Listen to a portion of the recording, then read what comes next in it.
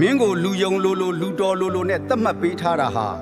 မင်းကခိုင်းလို့အကောင်းဆုံးနွားတစ်ကောင်လိုဖြစ်နေလို့လည်းဖြစ်နိုင်ပါတယ်သူတို့ကမင်းရဲ့ရိုးသားမှုကိုချီးမွမ်းပြနေတာဟာသူတို့ပြောတိုင်းကိုခေါင်းညိတ်နေစဲမို့ပါသူတို့အတွက်အတုံးချလို့ရနေတွေ့ပါမဟုတ်တဲ့အချိန်နဲ့ကြုံလို့မဟုတ်ဘူးလို့သာတခွန်းပြောကြည့်လိုက်အဲ့ဒီအချိန်ကျရင်မင်းရဲ့ရိုးသားမှုကနေရိုင်းဆိုင်မှုနာမခံမှုဆိုပြီးဖြစ်သွားလိမ့်မယ်အောက်ခြေလူဒန်းစားမှာပဲတစ်သက်လုံးပိတ်မိနေခြင်းရင်ရောင်ရဲနေနိုင်ရင်တော့အားနာတဲ့စိတ်နဲ့လူတိုင်းကိုဆက်ပြီးပြုံးပြနေလိုက်ပါလူအများစုကသူတို့အတွက်အမျက်အစွမ်းမကြံရင်ဘာကိုမှတိတ်ပြီးထဲ့တွက်နေတာမဟုတ်ဘူးမှတ်ထားပါ